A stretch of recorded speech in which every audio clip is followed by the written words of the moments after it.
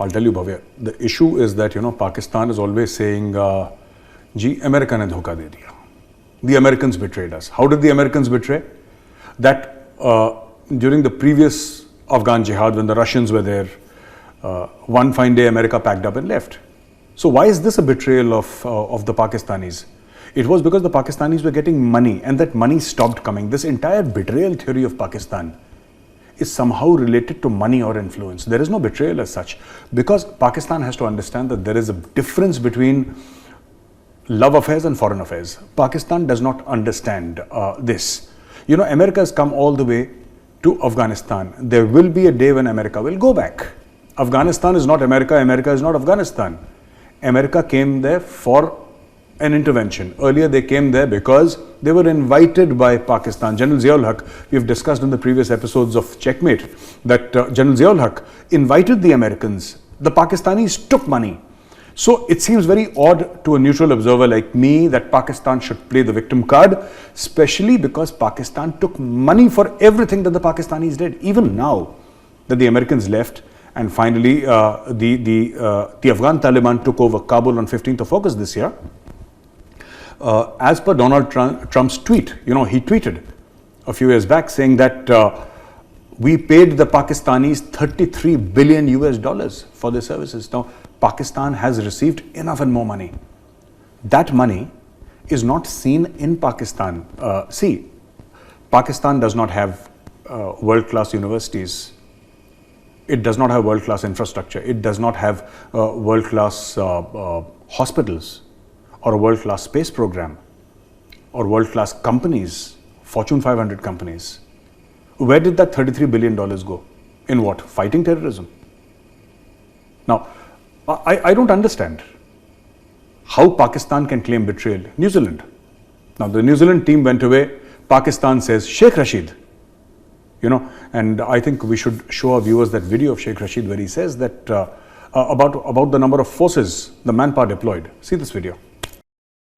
जो न्यूजीलैंड की सिक्योरिटी के इंचार्ज हैं, उन्होंने हमारे सिक्योरिटी के लोगों से बातचीत की कि उन्हें सिक्योरिटी थ्रेट है।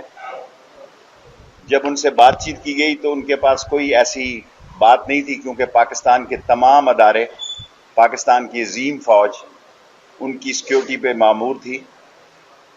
एसएसजी मौजूद थी, इन्फेंट्री मौजूद थी, 4000 पुलिस के लोग थे।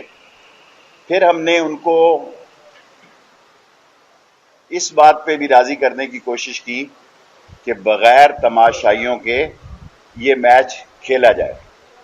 जब इस पर भी वो राजी ना हुए तो हमारे मुल्क के ज़िम्मेदारों ने प्राइम मिनिस्टर साहब से ताजिकिस्तान में बातचीत की। ताजिकिस्तान में प्राइम मिनिस्टर साहब को, इमरान खान साहब को सारी सूरत हाल से आगाह किया गया। वज़ीर आज़म साहब ने न्यूजीलैंड के प्राइम मिनिस्टर से बात की और उन्हें कहा कि हमारे मुल्क में अमन व अमान बेहतरीन है और हम गारंटी देते हैं कि यहाँ कोई सिक्योरिटी का मसला नहीं है, कोई सिक्योरिटी थ्रेट नहीं है। लेकिन न्यूजीलैंड की प्राइम मिनिस्टर ने कहा कि थ्रेट का मसला नहीं है, लेकिन हमें इस किस्म की इत्तला है कि जब टीम बाहर निकलेगी तो बाहर उस पर कोई हमला हो सकता है। सो इसलिए उन्होंने यकतरफा तौर पर अपना ये दौरा जो है मनसूख कर दिया और ये उनकी सवाबदीद पर है। हमारे अदारों ने, हमारी पुलिस ने, हमारी अजीम फौज ने, हमारी एसएसजी ने, जर्रार जैसी यूनिट्स हमने लगाई और सारे कोई हमारे पास, किसी इदारे के पास कोई थ्रेट नहीं है, ना थ्रेट मसूल हुई। Sheikh Rashid saying that we have deployed more forces for the security of the New Zealand cricket team than the total number of security forces that exist inside New Zealand. Now, if you've done that, and let us assume that this is not Sheikh Rashid being Sheikh Rashid, if you've actually deployed more than 100,000 or 200,000 people for the security of the New Zealand team, then there is something inherently wrong with your country. Which country deploys 100,000 troops for security of a cricket team?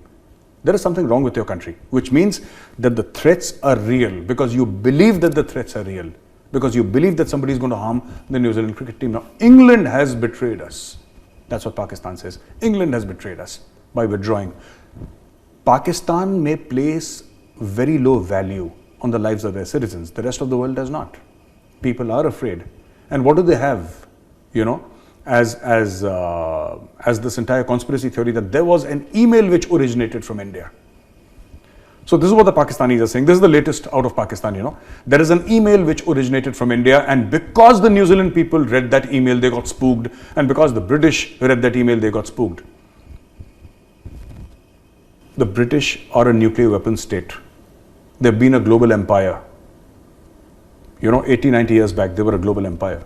They ruled half the world, or at least half the known world, right? They're part of the United Nations Security Council. They are America's top partners in defense and in trade. Now, I don't understand. Is it so easy? Is it so easy that one guy from India sends an email and two countries run away? Is this what they are trying to sell, you know, to the world, that there was an email, which means it's very easy, yeah? Very easy. Send an email to the Chinese. Stop CPAC. Send an email. Everything. Then why do we need the Indian Armed Forces? Why do we need our intelligence agencies? Okay? Gaurav Arya can just create a Gmail ID and keep on shooting emails and everything in Pakistan will get cancelled. You know, but the Pakistani people want to believe. And I understand why, you know, Pakistani ministers go and talk about such things on television. I understand, because it's easy for the Pakistani people to believe that there is an Indian conspiracy. That is the top selling item in Pakistan. Indian conspiracy, Hindu conspiracy, Jewish conspiracy.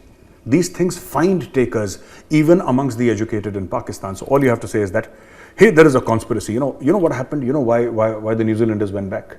The black caps, you know why they went back? You know why England all of a sudden cancelled their series? Do you know why? Because somebody in India sent an email. To any right-thinking person, this doesn't cut ice. To any right-thinking person, this is, I'm sorry. They'll turn back and say, I'm sorry. So what if there was an email? Right? But in Pakistan, an email from India is dangerous enough to have a nuclear power like the United Kingdom pull back because there was an email from India.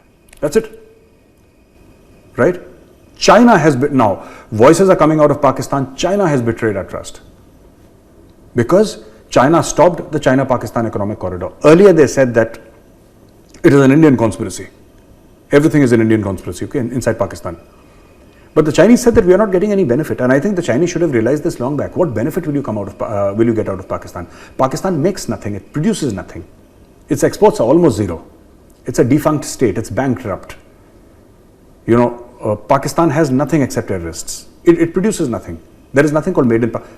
Some fruit, some dry fruits, that's all. I mean, it's not a high technology space, if I may use that word. There are no big startups in Pakistan.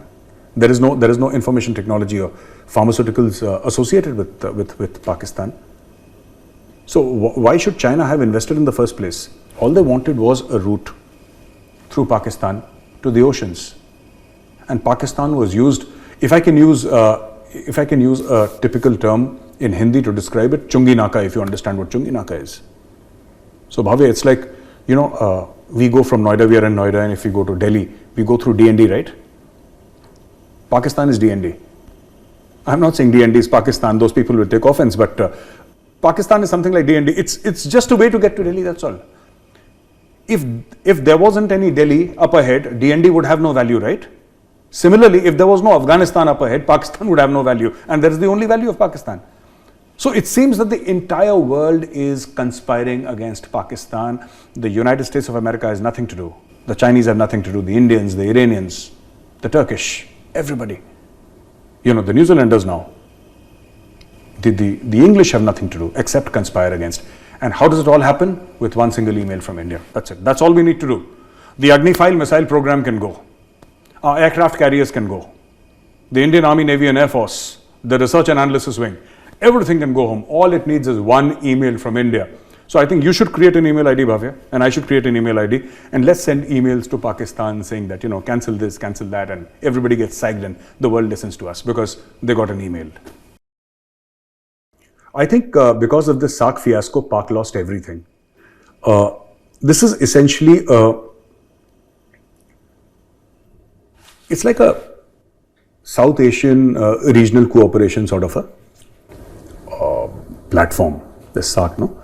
And it has foreign ministers who will come and speak, etc. Pakistan could have used this platform for so much more. And I've seen that, I hate to use this word, and nobody should, least of all I. We shouldn't use this word for a state, for a country, but I think Pakistan has a death wish. Somebody who, there's a very famous sher in Punjabi that kuch शहर दे लोग भी जालिम सन, कुछ सानू मरण दा शौक भी सी. तो कुछ तो शहर के लोग जालिम थे, कुछ इनको खुद को मरने का शौक भी था. Now, Taliban has a foreign minister. Taliban has a prime minister. Taliban wants to be seen as a legitimate government. Maybe the world will recognize Taliban in future, maybe it will not. Maybe some countries will, maybe some countries will not. I don't know. But Pakistan using its, very meager diplomatic equity, if I may put it that way, extremely meager, non-existent diplomatic equity to speak for the Taliban, it defies all logic. It defies all logic. Had I been, for example, the Prime Minister of Pakistan, there was so much, because of its geostrategic location, Pakistan could have been something in this world. But today, it's absolutely, and I'm sorry to use this word, it's down in the gutter for reasons best known to Pakistanis. This world functions on give and take, Bhavya. It's very simple. It functions on give and take. Even today, there are thousands of American troops inside Pakistan. All right? They haven't left. They're still there in Lahore, in Islamabad, etc., etc. Some of them have left, some of them are still there. And Pakistan could have exacted a price for this from the Americans. And the Americans would have been very happy to pay. And had I been in Imran Khan's place, God forbid, and I'm not, and thank God I'm not, but had I been in Imran Khan's place, what would I have said? I would have told the Americans, okay, your people can come and live here for 6 months. Yeah, you pay for your boarding and lodging, right? You can come and live here and you can induct and de-induct, you can use Pakistan. But in return, I need 10 top class hospitals in Pakistan, multi-speciality, right? Maybe 2 or 3 in Karachi, 500 bed, 1000 bed each. Some in Lahore, some in Islamabad, some in Hyderabad, Sindh, some in Multan, some in other places, right? And I want the Americans to fund these hospitals. And I would have said, I'm going to personally handpick 500 Pakistani doctors who will do specialization free of cost in America. And they will run these hospitals. And suddenly, out of thin air, and because of American money, Pakistan would have world-class healthcare. But no. They want something else. They want to speak. I don't understand how Pakistan functions. I have no clue how Pakistan, nobody has a clue. I don't think even Imran Khan has a clue how Pakistan functions, right? They could have spoken about desalination technology. They could have spoken about drip irrigation. And the Americans would have done everything for them. But they did not. What they cared for was, they don't understand that getting a loan does not solve your problem. Building human resources solves your problem. India was a poor country once.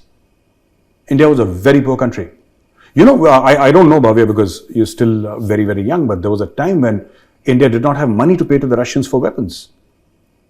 And we used to give them food grains. हम Russians को गेहूं देते थे, potatoes, and the Russians would give us weapons because we did not have dollars. But where did all these dollars come from? We built it up. The various Indian corporates built it up.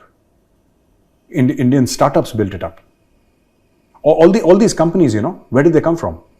These are relatively new companies. You talk about Infosys, Wipro, HCL, TCS. ये कहाँ से आए सब? ये हमने बनाए हैं. And we built it up. And Pakistan also has talent. Pakistan has great IT talent. But the problem is that they chose to build the Lashkar-e-Taiba. They chose to build the Jaish-e-Mohammed. They chose to build the Haqqani network. And it is our choices that make us. It is a nation's choices that make a nation. And this is why Pakistan is suffering. You know, the choices have been wrong. And to play the victim card today, saying that we have lost 80,000 people to terrorism. Well, you created those terrorists in the first place. And I'm sorry for your loss. I'm seriously very sorry for your loss. Very sorry for every innocent who has died. I'm sorry for their families. But the fact of the matter is, the Haqqani network is Pakistani. All these Talibanis are, most of them have been born and brought up in Pakistan, or they have lived in Pakistan. They have trained in Pakistan. What does Pakistan expect? Did they spend money in training scientists? Did they spend money in training doctors? Did they spend money in training engineers? Did they spend money and say that we'll have one IIT type of an institute? एक, बस पूरे पाकिस्तान में ज़्यादा नहीं, एक होगा. Like we have so many IITs, right? We have lost count of how many IITs are there in India. Every 6 months there is new IIT coming up. Or so many IIMs in India, right?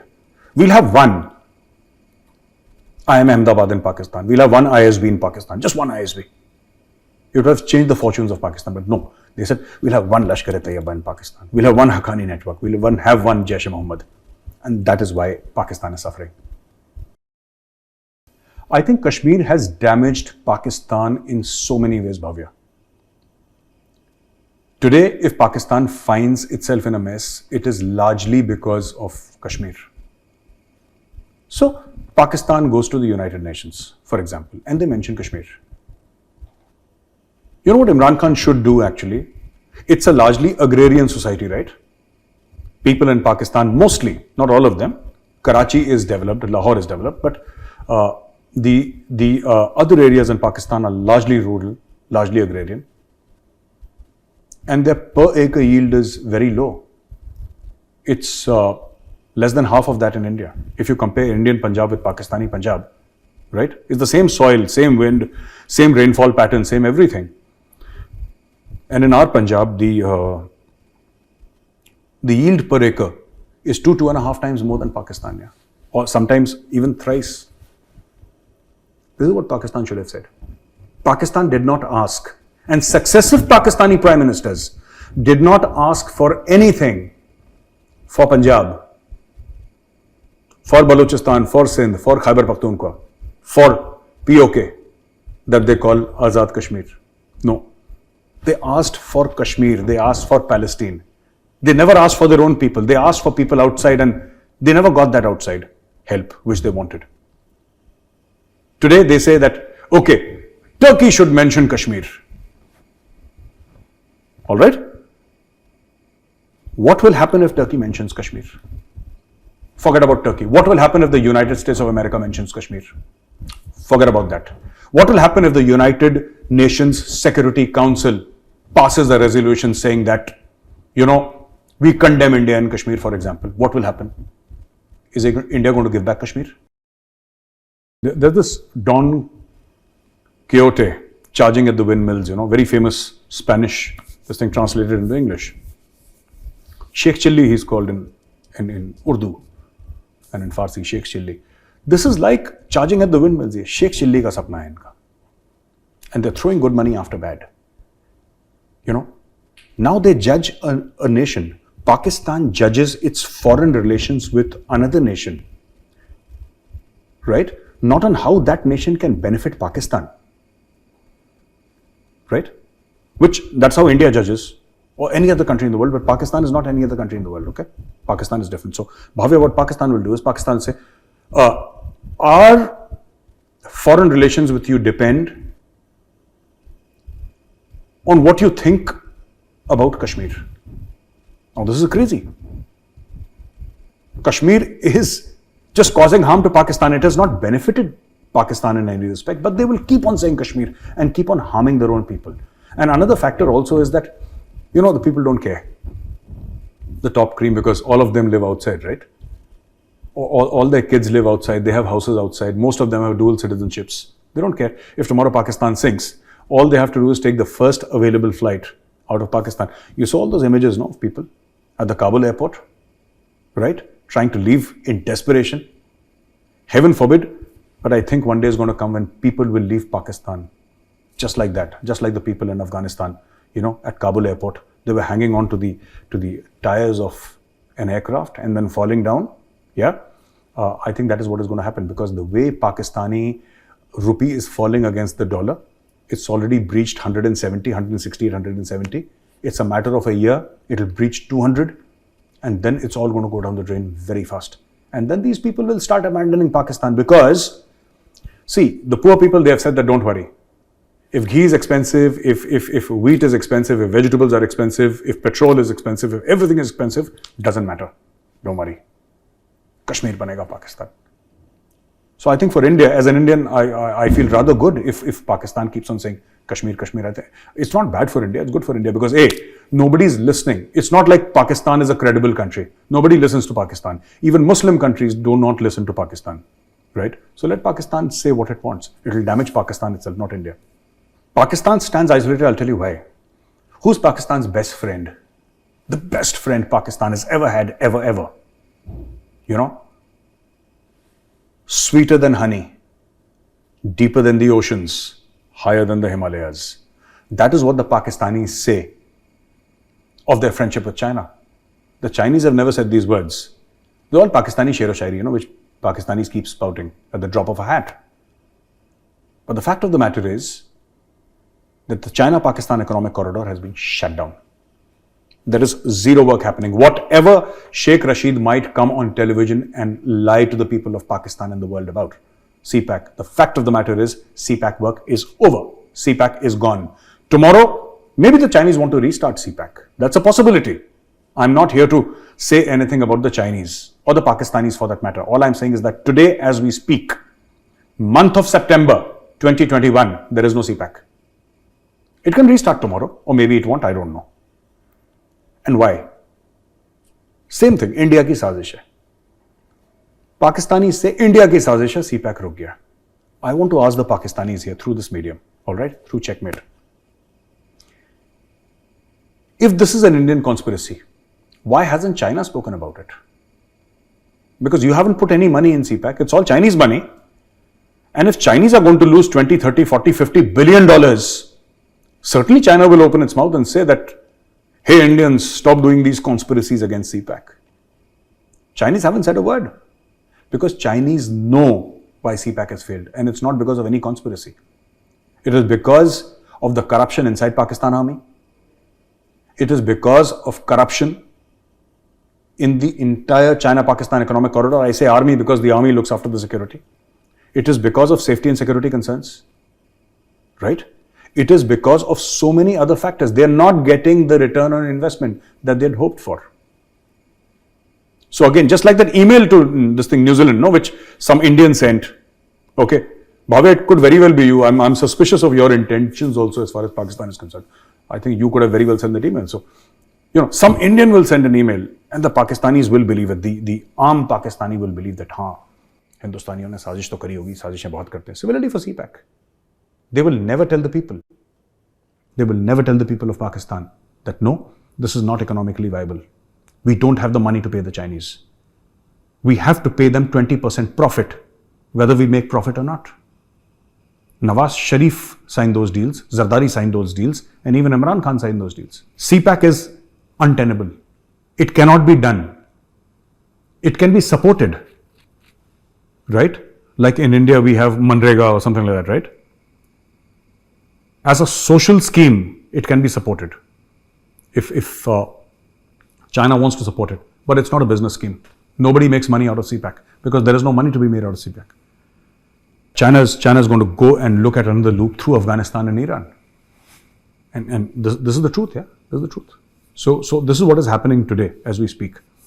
You also said that, apart from China, Russia is our friend. If you look at Pakistani media, you don't know how Russia became Pakistan's friend. Pakistan has not given $1 single to Russia. But somehow, Russia is Pakistan's friend. They assume that anybody who's China's friend is also their friend. Oh, mere dost ka dost, mera dost types. It doesn't happen like that in foreign affairs, in geopolitics, in national security. You've got to earn friendship. You've got to benefit Russia. How has Pakistan benefited Russia? Russia does not need Pakistan to come into Afghanistan if it wants. You know, Kazakhstan, Uzbekistan, Tajikistan, all the stans, they still are loyal to Russia. They were part of Russia. 30, 40, till 1989, 90, they were part of Russia only. It's only in 89, 1991 that most of them became independent. Right? They've spoiled their relations with America. They've spoiled their relations with Saudi Arabia. All because of the fact that Imran Khan can't stop talking. Imran Khan has this urge to give interviews. I don't know for what. And I keep on saying again and again to my Pakistani friends, India's Prime Minister Narendra Modi, all right, and Amit Shah ji, the Honorable Home Minister, abrogated Article 370, 35A. And they said nothing. Whatever they had to say, they said in the parliament. They argued in the parliament, end of story. No interviews to Al Jazeera or BBC or CNN. Nothing. This is the hallmark of a mature nation. You do what you have to do and keep quiet. Pakistanis will do nothing. They'll keep on giving interviews, not realizing that such interviews cause damage to their country. Imran Khan opens his mouth and it causes damage to Pakistan. Sheikh Rashid opens his mouth. It causes damage. Right? All these people, you see, he is the Prime Minister of 24 crore Pakistanis, Imran Khan. He should understand, what he needs to say, what he doesn't. So, is Pakistan isolated? Yes. They have upset the Arabs. They have upset the Chinese. They have upset the Russians. The Russians were supposed to attend the oath-taking ceremony of the so-called Taliban government. They backed out at the last moment. The Iranians have called them out. The European Union have called them out. Antony Blinken, on behalf of the United States government, has said, who supports Pakistan today? And I'm not saying these rhetorical dialogues with the TV anchors say on television. I'm not talking about that. I'm just saying one thing. Who supports Pakistan today? Name one country that is solidly behind Pakistan. Nobody. And it's all Pakistan's fault. Pakistan has allowed itself to be used and abused time and again for one simple reason, that whenever Pakistan is used by America, by China, by any other power, there are some Pakistanis who make money, get a dual nationality, take that money, leave the country, send their kids out. When they retire, they leave and they settle outside. Their army chiefs are settled outside. Osama bin Laden did not die because SEAL Team 6 was absolutely on the button. No. Somebody from inside Pakistan allowed SEAL Team to come. They conducted a 45-minute operation in Abbottabad with all the bells and whistles. They were firing, there were explosions, right? 800 meters away from a military cantonment and a Category A establishment, PMA Kakul. And you're saying that the Pakistani army did not come to know? I may not like the Pakistani army, but I've operated against the Pakistani army on the line of control. Their senior leadership may be corrupt, but the junior leadership is still professional. The soldiers are good. And I refuse to believe that the Pakistani army did not know that the Americans were coming and did not know that there was an operation happening next door. Sure, they had stealth helicopters. I understand. Your radars could not catch the stealth helicopters. But they did not have stealth plastic explosives, yeah? They made a noise. The civilians came to know. There was a crowd outside the house. How come the army did not know if the civilians were standing outside? The police were there. The army did not know. So all these things, you have to understand, Pakistan stands isolated because of its own actions in the world. It has isolated everybody just for a few dollars more. Do you want to stay ahead of geostrategic affairs, foreign affairs, and national security? If you do, don't forget to subscribe to the Republic channel. Like, share, and don't forget to press the bell icon.